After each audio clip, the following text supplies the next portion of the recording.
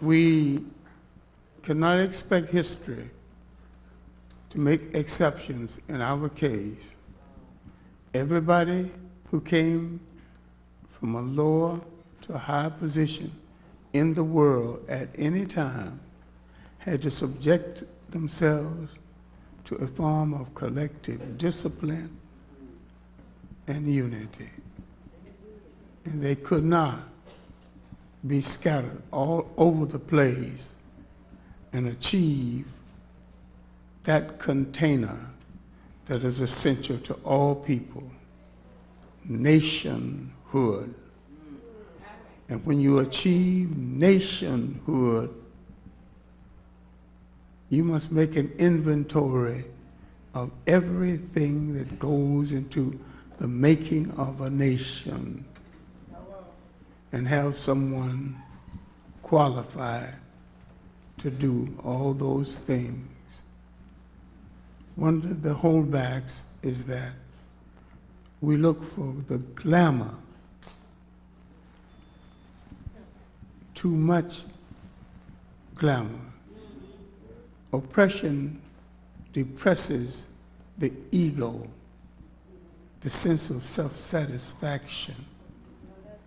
Now we have to go back, all the way back to self-satisfaction. And from self-satisfaction, there has to be group satisfaction.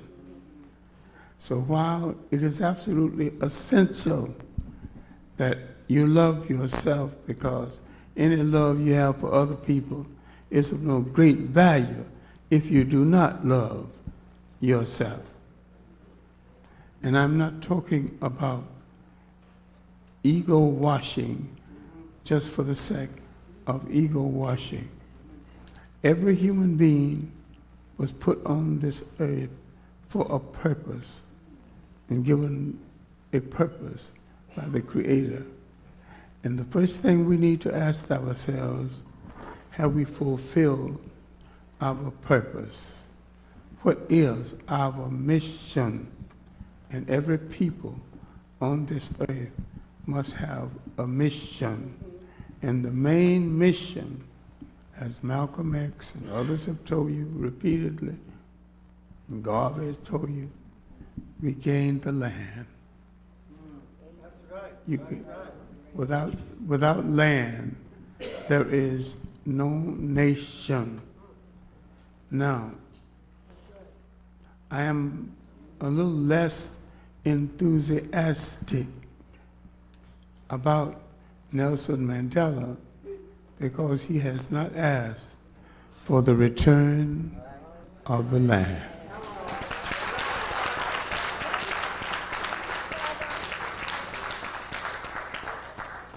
When he came to power, the whites controlled 87% of all the land in his country. They still control 87% of the land. Until he called for the return of the land, I will share with you and trade with you as much land in Africa as you will trade with me in Europe. If I have no European land, then you have no African land. And when Africa is fully cultivated, when what in its land, the great agriculture, mineral wealth, gold, manganese, cobalt, when these things are cultivated, there should be no poor African and no hungry African. Now these things are being cultivated for other people. What I'm speaking to is the very concept of nation seems to have eluded us it will elude us so long as we ask foreigners to come to our country and do what we need to do. So therefore, when we take over a nation, we must have made an inventory of what goes of a nation. So many people have to be making shoes. So many people have to be making safety pins, hold your child's diaper together. We work road. And so many have to be designing the railroad and the railroad car. All the Japanese did is to take one automobile and break it down and begin to innovate, making different parts of it. And they put together, they had an automobile. So there's no mystery about things we're from, and we are doing for other people the same kind of thing normal would be doing for ourselves. Now, if we wanted to start a great garment industry, inasmuch as most black women have worked in the garment district one way or the other, one time on buttons, on clothes, on all kinds of clothes. They worked in the district for other people. Why can't they work for us? Why can't they work on our tutelage and we find the salary to pay them? We all wear clothes. Now, there's no argument about the fact that we need clothes. And when we take over a nation, you need people who know metals. You need people who educate. You take that inventory, make sure you have those people either in training or functioning, and let each one train one. What we need to look at is the model for a nation. You have to have people who can do everything that's necessary to maintain a nation.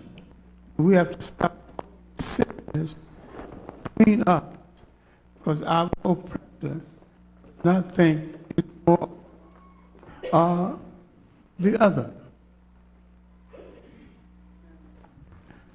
If we came together, in as much as we are strategically located people in the world, meaning there are more of us in different places in the world than other people. I do not say that we are numerically larger than other people. Oh, something's happening. But we are strategically located, for if we brought all of this together in a great Pan-African union based on the land, based on the possibilities of our agriculture and our mineral wealth properly marketed by us, but properly mined by us and refined by us on our own terms, we can be a self-sustaining people. And we don't have to take over other people in order to do it. We are the only people fortunate enough, endowed with land and talent. If we took it all back and used it for ourselves, we would have more than enough for ourselves and enough to sell to other people. And if we're willing to deal with other people on that kind of basis, there's no use of us sacrificing our young people in stupid wars that don't have to be fought in the first place. But we can come together in honorable trade. Let's take one entity. Let's take the Caribbean islands. If it came together in honorable trade, they can be self-sustaining in food. In the area that used to grow food, you got supermarkets, condos, and golf courses. None of these things are doing the Caribbean people enough good to be worth sustaining. In Bermuda, they had a red onion. They had a monopoly on the onion. A Texan came, put some in his suitcase, and started an onion industry in Texas. Now the same Texans,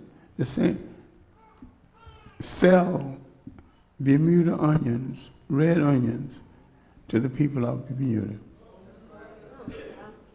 Now they got to go to a Texan now to buy their own red onion.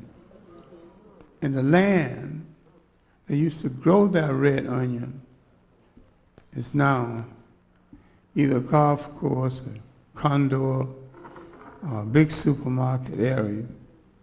When people take away from you the right to, not only the right, but the ability and the right to sustain yourself, they take away from you what is vital to the concept of nationhood.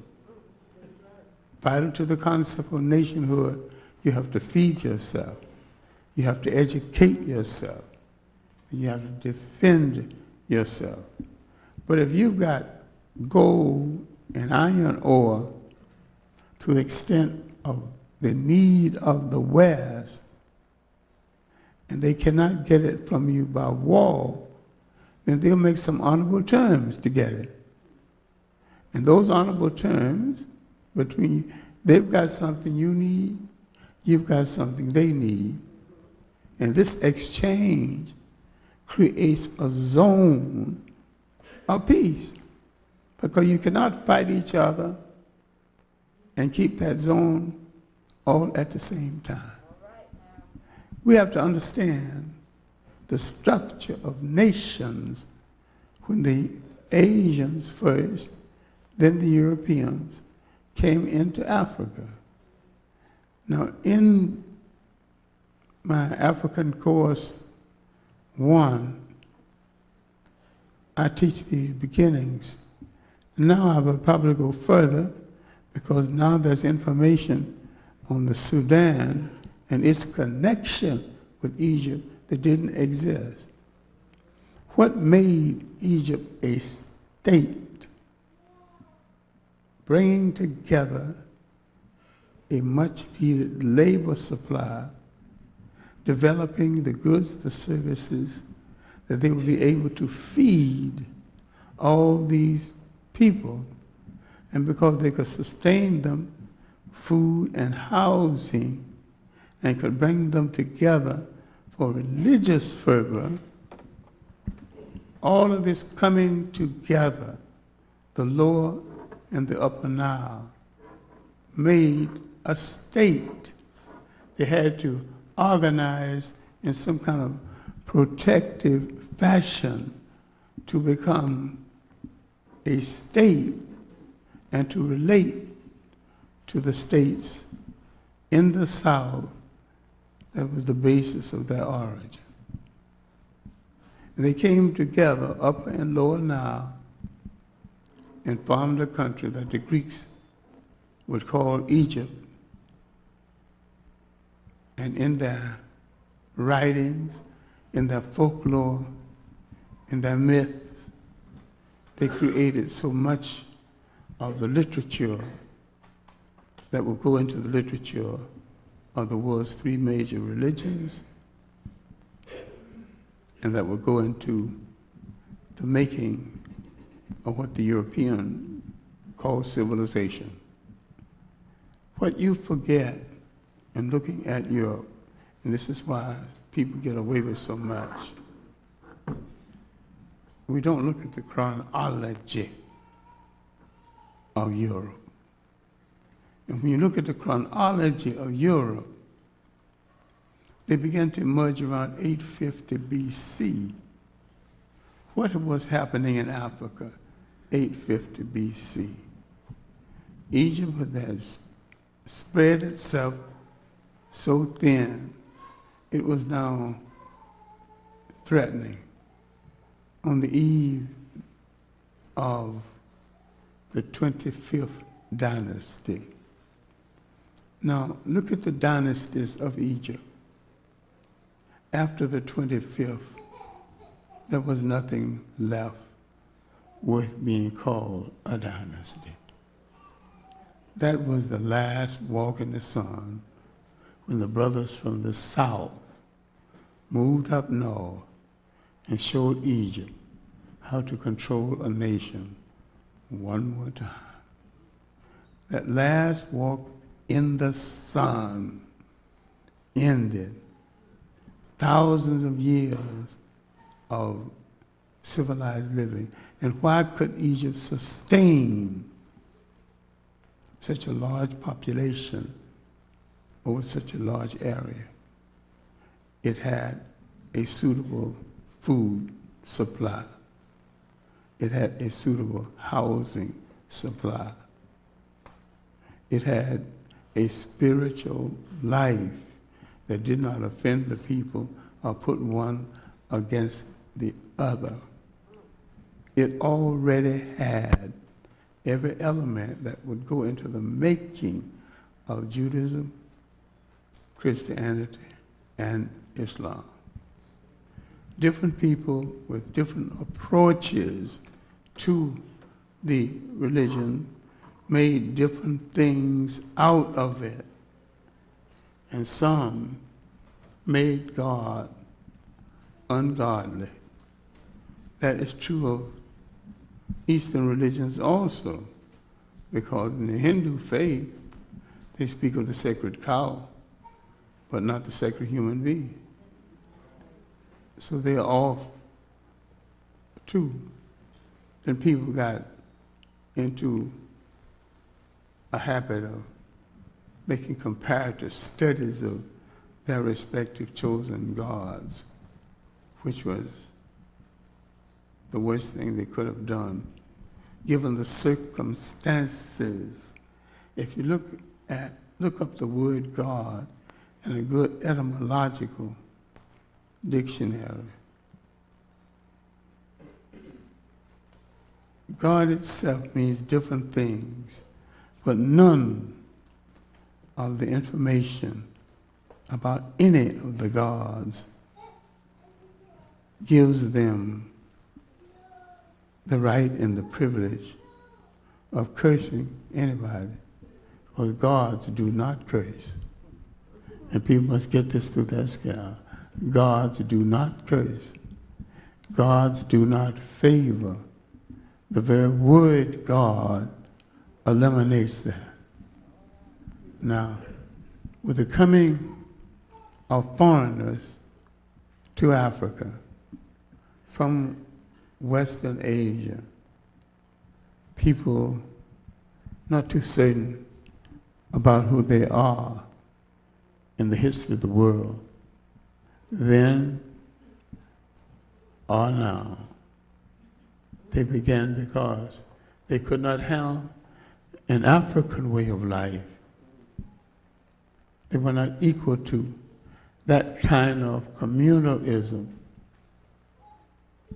They became grabbers, created the embryo of what would later be capitalism. Now, you think capitalism will resolve if you got enough money. But if you got the money you wanted, you would have to cheat somebody, because that in itself creates an imbalance. So there is nothing wrong with capitalism properly used. It has to be used for the people and not against the people. And I do not believe it is impossible for capitalism to be democratic and to be honest and still survive. Yes, you have people who want super profits. and they began to destroy the sovereignty of other people and other nations. And when they take away your sovereignty, your responsibility, your very being, essence of your political life, then they take away so much that goes with your spiritual and physical life. We have not talked enough about culture and the role of culture in sustaining a people. You have to first recognize you have culture separate and distinct from that of your oppressor, and that so much of that culture comes out of your trying to live in an atmosphere not exactly created in your favor. You are adjusting to somebody else's culture and somebody else's habits. A people, by virtue of living, creates a cultural style. It creates even a killing style. This is why I didn't believe the thing about O.J. Not that black men don't kill, they do. They don't kill that way. See, physical mutilization in that way is part of the killing style of another people, mostly Mediterranean whites.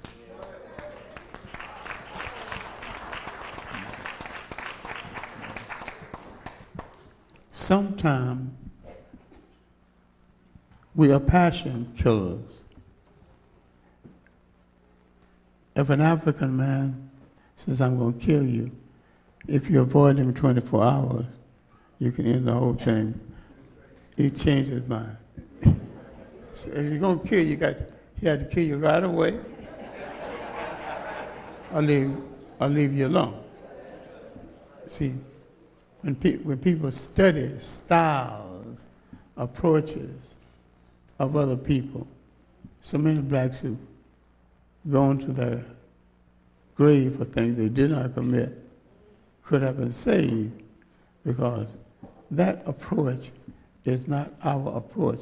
We don't stay around and play over the dead body. You're dead, you're dead. We're gone. And so when people study that, a whole lot of things, sometimes we'll charge you of. They will discover that's not exactly the way we do it. We're passion killers. Gonna kill you right away. Gonna let you go right away. And we just don't hold grudges as long as some other people lose sense of the possibilities. I'm still talking about nationhood. What do you have to do to sustain a nation? What are the responsibilities? People must be fed. Things must be distributed as close to equal as possible.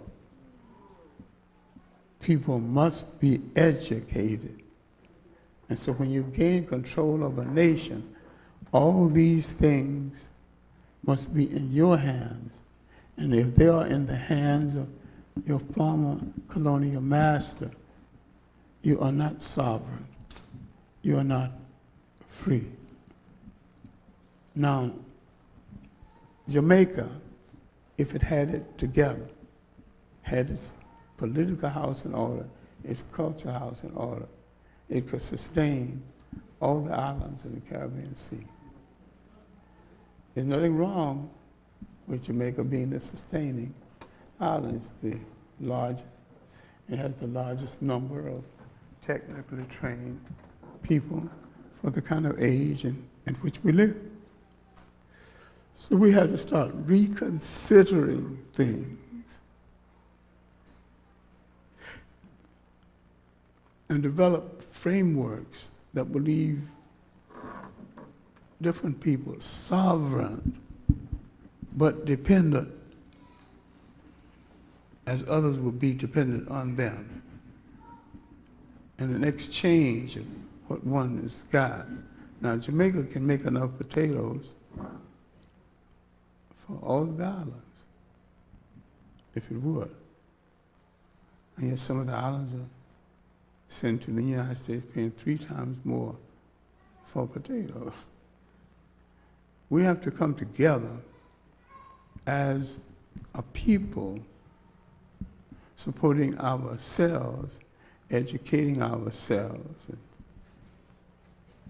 estimate how many shoes we need, and if we could just sell half of the shoes, we can estimate the profit.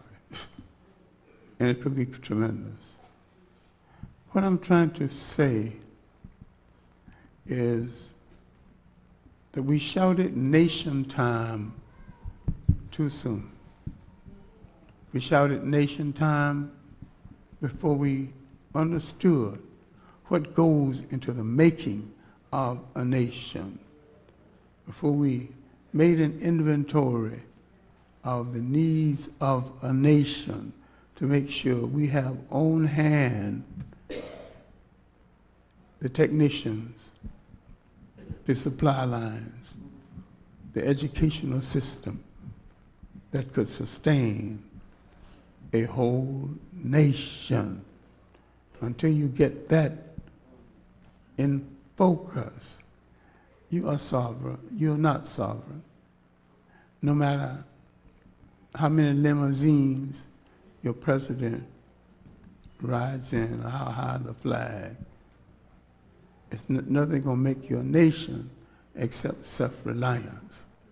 And when we look at Du Bois, Booker Washington, Malcolm X, Marcus Garvey, Elijah Muhammad, all these men were saying basically the same thing using different words.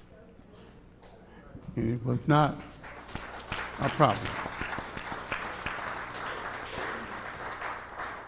It was not a problem of one or the other. We needed all of them in the time slot that the Creator put them on the earth. For each message carries on from the other message. One is reinforcing the message of the other. Now, if we knew this, the Congo situation would be such a situation. We knew when it came to power superficially, we knew that was one of the richest spots in Africa. So what are we going to do with our people who can take that rich spot and transfer it into a great and powerful sovereign nation without taking the rights of any of the people in the nation? I am excited about what's happening in Zaire, now renamed the Congo. But I think too many people after Lumumba, after Mobutu, have about the same ambitions as Mobutu. And I hope those people won't just create another dictatorial power. In this country, which is so rich, and maybe the richest single country in all Africa, in gold, manganese, copper, but rich in agriculture to the point they can rent the Germans a piece of land more than equivalent to the state of Delaware just for a rifle range. In the first place, I don't know why anybody should let another nation have a rifle range of that size in its own country.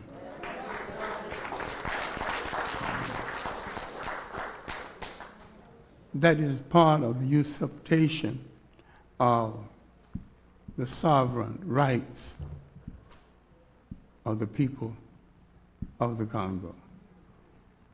Some parts of the Congo are so rich agriculturally, they have to put halters on the cows to keep them from eating themselves to death. In my last trip to that country, I got with a Congolese intellect. We went to a place called Kiev. Here the grass is so green and luscious, you have to stop the cows from eating, or they eat themselves to death. We got some of that same grass, went back to the hotel, cleaned it, and ate it as a salad. It was a decent salad. We were eating as good as the cows.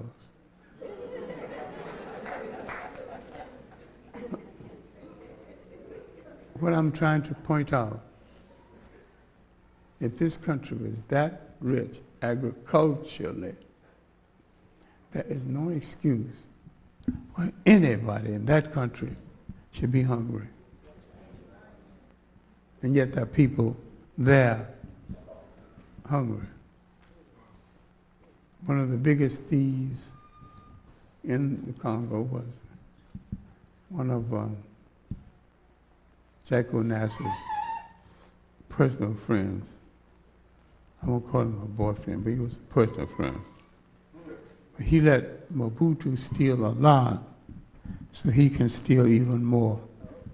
And he's still walking around without a scratch. In what is now Zimbabwe, that used to be Southern Rhodesia, Ian Smith controlled his personal land in that country is larger than the state of Delaware. Here's a man that killed thousands of Africans. And when the rebels left the field and let the politicians make peace, he's now a part of the parliament. His office is close to that of the president of the country. He should have been killed the first day.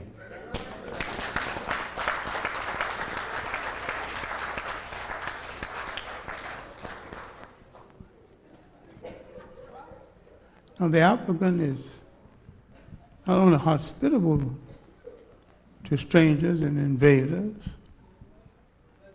he's merciful, and sometimes more merciful to them than to his own. Many of the Africans are not willing to forgive the atrocity that had demeaned their continent for well over 200 years. They're not willing to forgive. When did white people forgive? Did they forgive the Nazis? Hold on. They went to Nuremberg and put them on trial.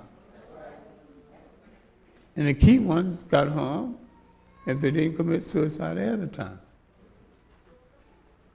I think we need to look at the word forgiveness, look at the word state, and understand what we mean by it. We're letting people go who murdered our children and to walk away scot-free with a confession. How much are we supposed to forgive? There are some things I do not forgive. There are some things I cannot forgive. And when I saw my mother for the last time in a Jim Crow wooden stinking hospital in the South, and she asked for a glass of water, and the white nurse wouldn't let me give her a glass of water. And I don't know whether a glass of water would have prolong her life another hour or another day. But she was entitled to some water. When I tried to pour it for her, the white nurse let me know that I was not an employee there, and she's the one who decided who gets water. And I don't hated hospitals. I hated sometimes the personnel in hospitals. I get a feeling in my stomach every time I go near one. I did not forgive, and I never will forgive.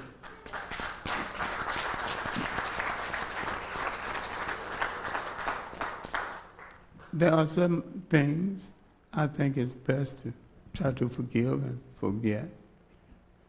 But what they're asking of us is what has never been asked of another people. When Europeans catch a European bandit on their land and kill him or drive him away, we have caught some bandits in our land.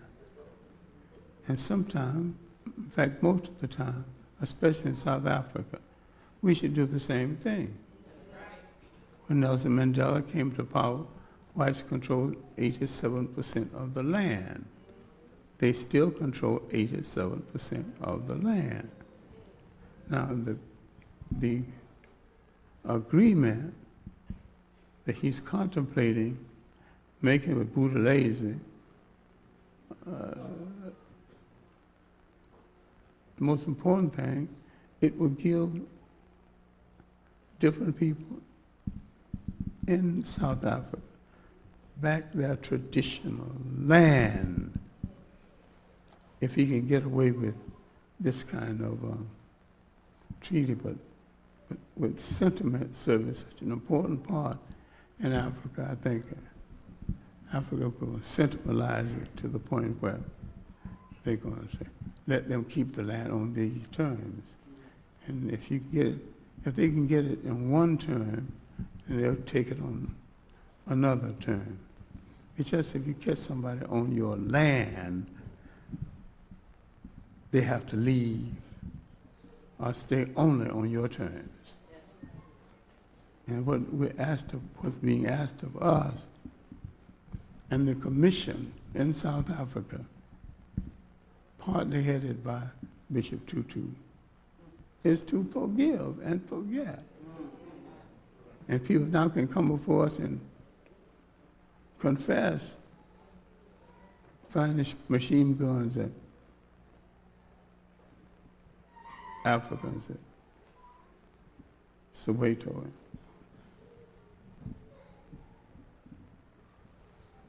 and that other atrocity. Women, children, dead, gone. And I can't, and I must forgive. It's a little too much. I am at heart a Pan-Africanist, and I want to conclude my remarks on the score of Pan-Africanism. We need not separate ourselves based on who's from little speck of dust in the Caribbean Sea, who's from Africa, who's from Georgia.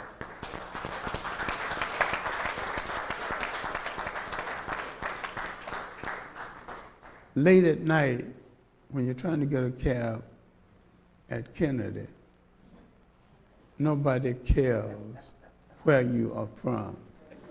If your face is black, you're going to have a difficult time getting that cab. And I've been in this situation, and I thought of Johnny Johnson, a black multimillionaire. His chances would be no better than mine, maybe less. He's taller, equally black, and the cab driver might be a little afraid of him. The cab driver might take a chance with me. So I hang there. I'm passed up about 7 or 8 cabs that pass me by. Then a brother comes along. He knows that from Kennedy into town is about $25, really. Brother, I'll take you, $50. So the brother comes and takes advantage of the situation, cheats you, takes you home. So he's become a crook among crooks, but a different crook. He knows when he looks at you, ain't too much you can do to him, you know. Size things up, you know. So he'll take you. And you don't always get a brother to come by and take you. Man, you wait and let some independent car hustling up a little money will take you into town.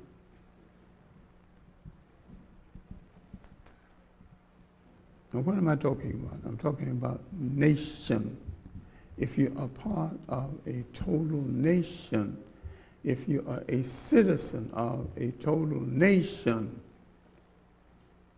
then this don't supposed to happen to you, because your citizenship is supposed to be on the level with other citizenships.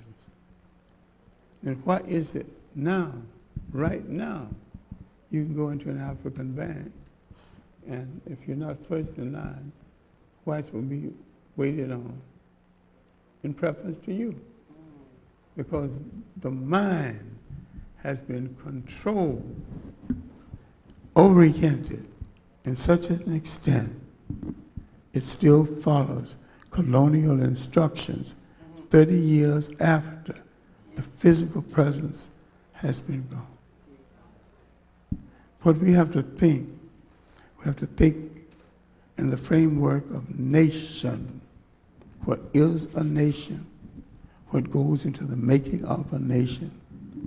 And we must have on hand every item, spiritually, culturally, and politically. And we have to lose our sentiment about so many of others who are not of us, who are not delivering, but who are prancing, playing games with time and situation. Things began to move more and more towards some form of correlation. People sometimes misunderstand the nature of commitment. In the case now of Betty Shabazz, everybody said, I will pray, I will do this. A good physician trained in how to handle a burning case can do more for her than 1,000 people on their knees.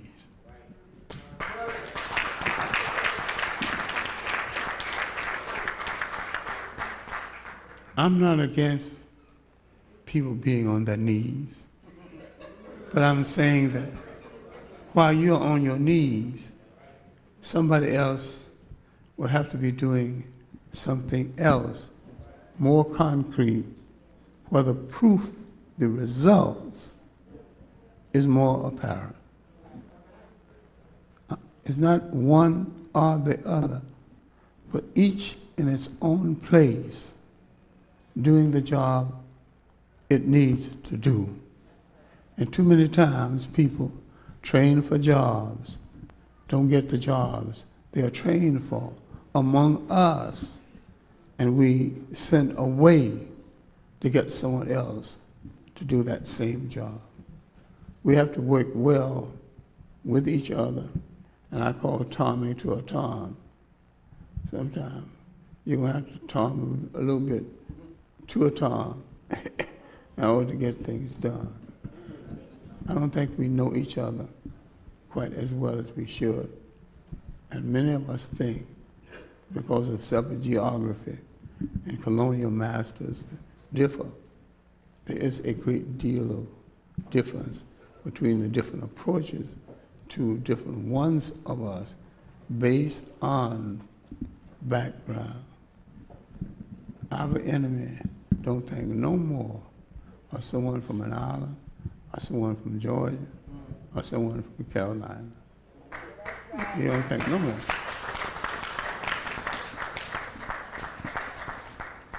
And so we have to stop all this nonsense, dividing ourselves based on sororities, fraternities, and social organizations, or what little speck of dust in the Caribbean Sea that gave us birth, inasmuch as we had no control over any of it.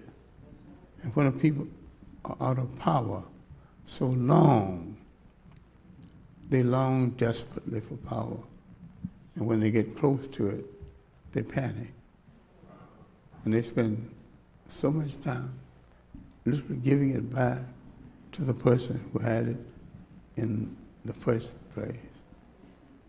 We have to, if we are going to follow prescription, which I've laid down, Pan-Africanism or perish, if we cannot develop a concept of an African world union and participate one to the other, we might as well go out of business as a people, because nobody is going to respect anyone who are not the masters of themselves, feeding themselves, educating themselves, and protecting themselves. There is no European solution for your problem. I know that's right.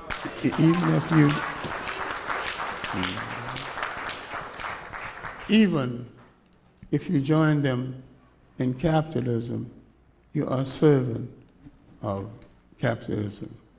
You don't have to join them in socialism. Well, you had that before they had shoes. You had that all along. All you have to do is to develop a socialist system that will take into consideration our total culture, our religious commitments, our spirituality. And we have to understand, before the rise of Europe and the occupation of Africa by Europeans, all of the killing, there was no killing,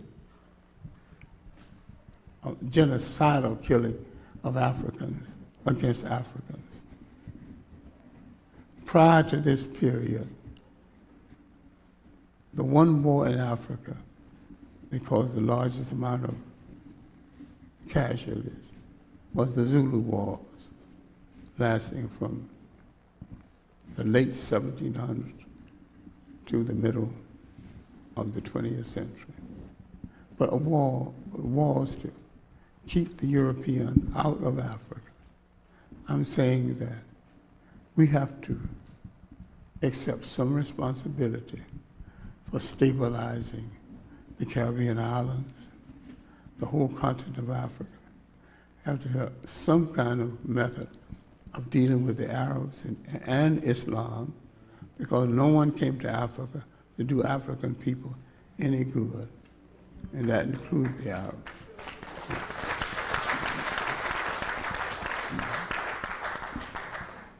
Now, there's a good library of information on the subject, but if people don't want to read it or consider it, that's not exactly my fault.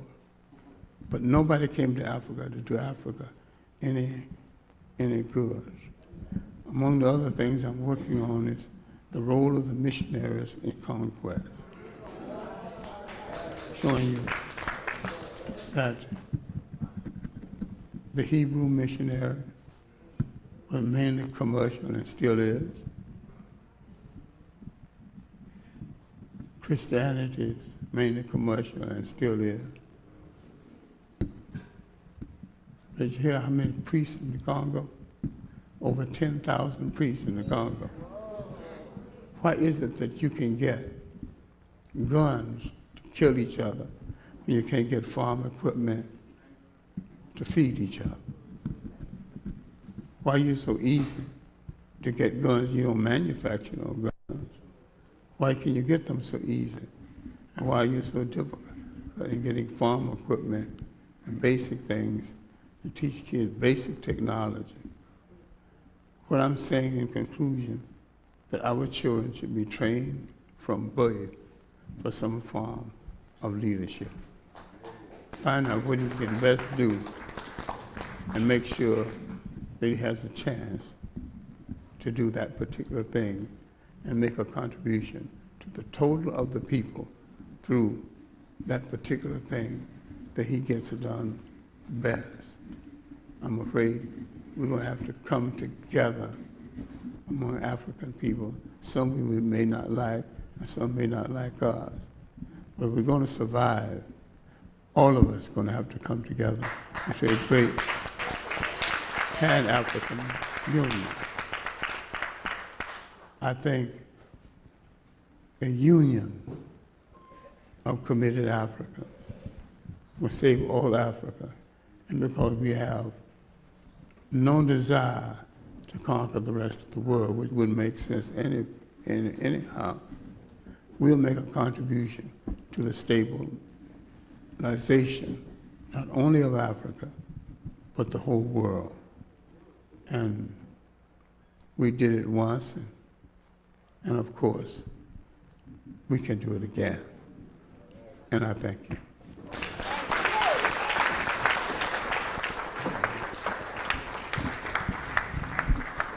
And we thank you, Dr. John Henrik Clarke. And we thank you. Let's give Dr. Clarke a warm round of applause. Dr. John Henrik Clarke. Dr. John Henrik Clarke. Let's give him a warm round of applause. Dr. Clarke, thank you very much. Thank you, thank you. Thank you very much. Dr. John Henrik Clarke.